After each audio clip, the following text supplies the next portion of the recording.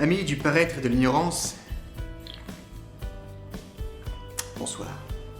Tu as toujours rêvé de briller lors des soirées mondaines, mais ton manque évident de culture, tes mains moites et ton regard idiot te mettent mal à l'aise devant tes convives, atterrés par autant de médiocrité intellectuelle. Alors cette émission est faite pour toi. Grâce à une équipe de chroniqueurs hors du commun, issus des cercles les plus réputés de toute l'intelligentsia du Grand Ouest, tu vas pouvoir apprendre des subterfuges efficaces afin de dissimuler tes lacunes et ainsi impressionner ton auditoire. Pas belle la vie. Le programme est simple. Un sujet, 3 chroniques. D'ici quelques semaines, tu auras à ta disposition plusieurs sujets de conversation et il te suffira de citer un film, un livre, un jeu vidéo pour donner l'illusion que tu maîtrises ton sujet à la perfection. Ainsi, tu pourras devenir un être incontournable. Un esprit fin et subtil, recherché par les nantis pour leur libation. Un gentleman qui saura faire rire les hommes et qui séduira les femmes. Et inversement. Il est maintenant temps de saisir ton calepin pour prendre les notes. Sois attentif, fougueux spectateur, car ce premier numéro de Cultiver votre culture est consacré à un thème en apparence macabre, mais tout à fait original à placer lors d'un échange verbal consenti entre personnes majeures et vaccinées. Je veux parler des sorcières.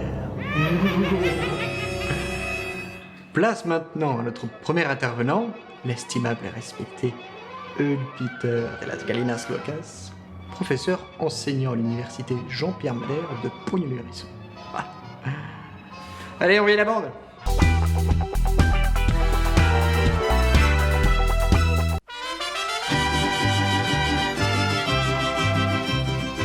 La culture, c'est pas qu'une question de savoir. C'est surtout une question d'apparence. Moi, on m'appelle le cinéphile du ring.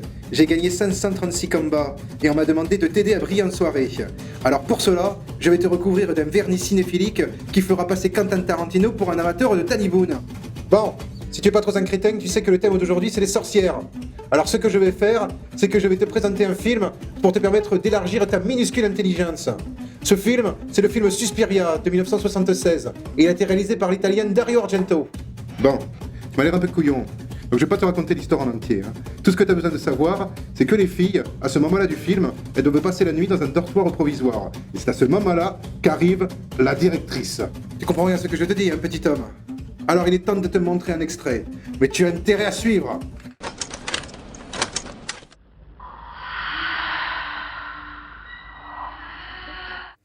Quoi, qu'est-ce qu'il y a? Ça fait peur? Mais si t'es pas content, tu sors. Alors, premier effet de mise en scène utilisé par Argento, c'est le long travelling avant à la grue qui parcourt le décor. Il donne l'impression qu'une présence invisible surveille ces pauvres jeunes filles dans leur dortoir. Sauf que cette présence, c'est aussi l'œil du spectateur.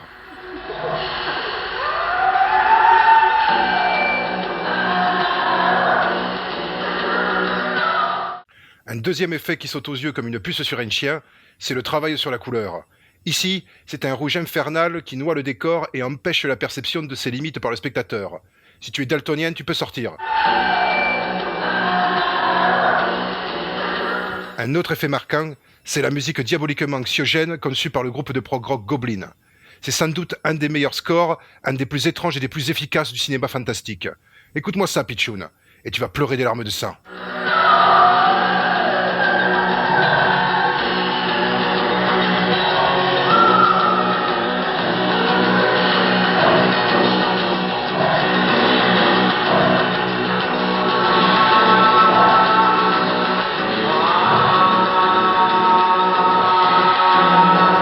Enfin, Argento ménage le suspense en ne révélant que partiellement le personnage de la directrice.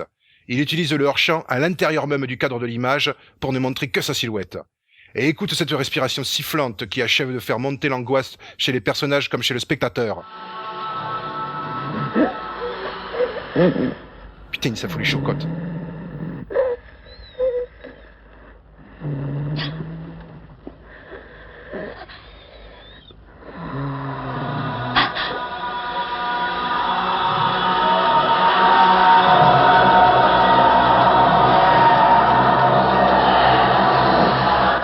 est content? Il a ce qu'il veut? Parce que grâce à cet extrait, tu vas pouvoir passer à la fois pour un spécialiste du film de sorcière et pour un spécialiste du film d'horreur. Et ainsi, tu pourras esbaudir tout ton entourage à peu de frais. Et si tu veux en savoir plus, eh ben le film tu as qu'à l'acheter ou le voler pour ceux que j'en ai à foutre. Par contre, si tu ne regardes pas le film, ouh, pauvre de toi.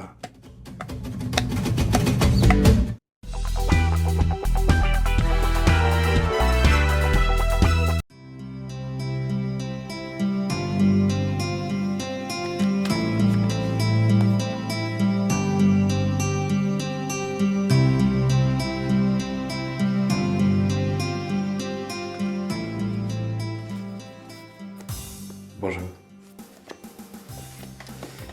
Mon collègue vous parlait à l'instant de vernis, afin de briller en société, pour le cinéma. Quelle jolie formule. Enfin bon, le vernis, sans le rouge pour les lèvres, sans la parure d'or et d'argent couvrant cou, oreilles et doigts.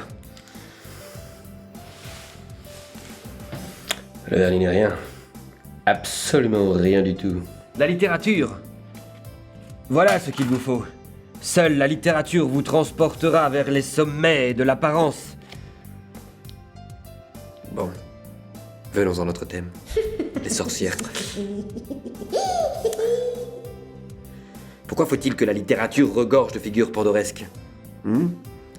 Il n'a pas suffi que les mythes et les religions s'emparent et dénoncent le charme trompeur des femmes, non. Les écrivains aussi s'en sont mêlés. D'ailleurs, à ce propos, le portrait de sorcière le plus original est, me semble-t-il, celui que dresse Charles Bukowski dans ses contes de la folie ordinaire. Charles Bukowski, vous situez? Non? Peut-être? Soit. L'une de ses nouvelles s'intitule Le Petit Ramoneur. Titre fabuleux. L'histoire est très intéressante. Il s'agit d'une histoire d'amour, somme toute banale, entre Henri Chinaski, double littéraire de Charles Bukowski, et une secrétaire, une femme, une secrétaire, une femme. Les collègues d'Henri Chinaski l'ont pourtant mis en garde. Attention qu'ils lui ont dit, c'est une sorcière. Attention. Rien n'y fait, que nenni. Henri Chinaski tombe sous le désir de cette femme. Le désir l'emporte. Toujours. Futile. Mais que t'es donc foutu d'avance. Enfin. L'histoire devient intéressante après 3 mois de vie commune. Oui, parce que la sorcière se révèle. Alors elle se met à l'insulter, à le cogner. Mais c'est l'amour, se dit Henri. L'amour. Alors elle le pousse ensuite à se frapper le ventre tous les jours pour le faire maigrir. Bah oui, parce que Henri Chinaski, comme tous les hommes, comme il se doit, s'est mis en rentrant du travail à boire 1-2 petites bières. Comme ça, pour décompresser. Mais non, ça ne se passe pas comme ça. Pas avec les femmes. Sorcière, oui. Alors elle le pousse à se frapper le ventre continuellement, tous les jours, pour le faire maigrir, mais pas que. Il rapetisse aussi. Il devient de plus en plus petit, minuscule, insignifiant. Le pouvoir des femmes. Incroyable.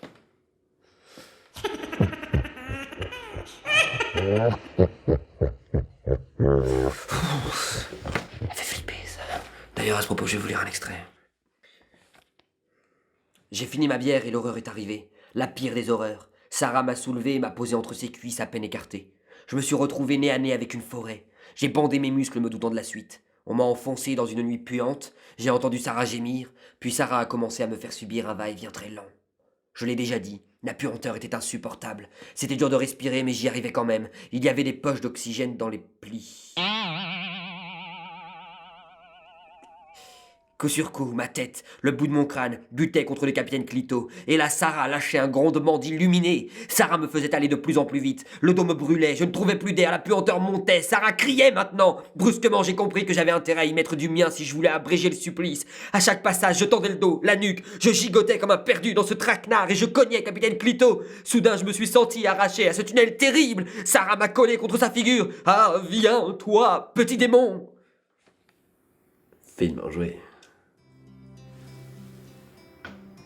Bon, elle finit par le remettre un petit coup, puis par remercier sa précieuse petite bite.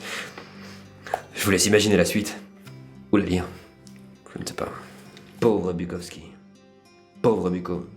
Sacré buck. À qui tout le monde en veut. Surtout les femmes, oh oui, surtout les femmes. Enfin, n'en déplaise aux néophytes, Dans cette nouvelle, Bukowski prouve, par hasard peut-être, que les hommes craignent les femmes, principalement parce qu'elles ont le pouvoir de les faire bander. Ou l'inverse. Sorcière n'est pas qui veut. Soit.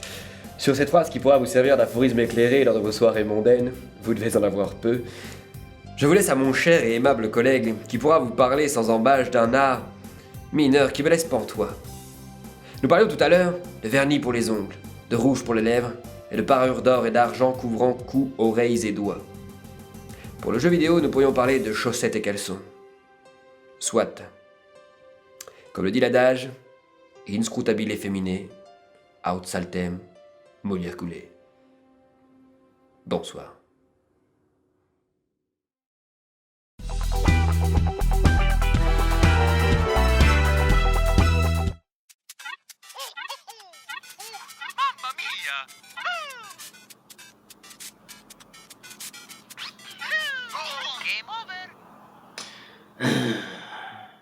Ok. Amis culturés, bonsoir. Un bon jeu vidéo. Voilà ce qui impressionnera votre audience. Ce n'est pas un mauvais film ou livre de piètre fortune qui vous hisseront au sommet de l'élite intellectuelle, non. Apparemment, le thème d'aujourd'hui, c'est les sorcières. Qu'à cela ne tienne, durant mes aventures vidéoludiques, j'en ai croisé un sacré nombre. Et je peux vous assurer qu'elle ne ressemblait pas à la petite Granger. La dernière à laquelle je pense est la très bonne, mais non moins effrayante, Citra. Présente dans le très bon Far Cry 3, Citra ne nous laisse pas indifférents. De son regard de braise assez généreux polygone, elle vous ensorcelle et parvient à hérisser votre pilosité. Lambert. Elle me rappelle un peu ce type. Amatrice de couteaux et de sacrifices, on se surprend pourtant à tomber sous son charme et à développer une empathie à son égard, si ce n'est de la tendresse. Mais on dirait qu'elle a pris les devants, cette fougueuse. Les développeurs ont prévu 1 ou 2 scènes érotiques afin d'approfondir votre immersion dans la relation que vous entretenez avec Citra, ce qui rend l'expérience de jeu, disons, intéressante. Cette expérience est renforcée par la consommation de substances illicites déformant votre vision et créant d'hallucinantes hallucinations qui vont complètement biaiser vos perceptions.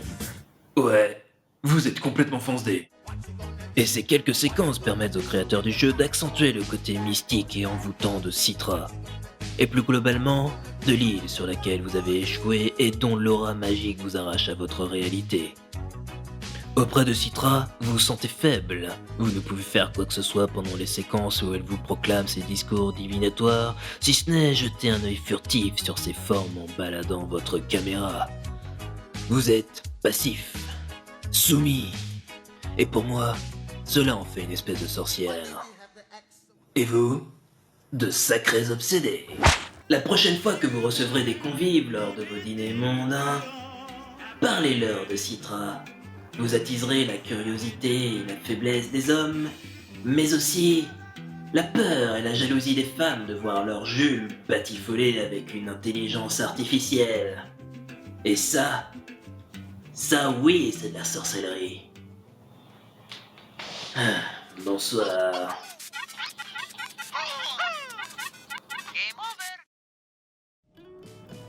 Et comme le disait si bien Jeannot, on ne brûle plus les sorcières, ni même les livres. Mais on brûle toujours les idées.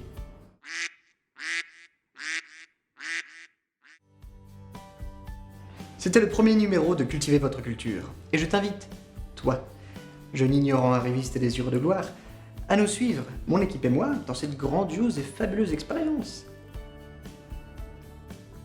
Allez, maintenant amuse-toi. Clic. Clic. Et qui sait, peut-être qu'un jour, ce sera toi qui feras rire les nantis. Ah ouais. Allez. À une prochaine, les siphonnés.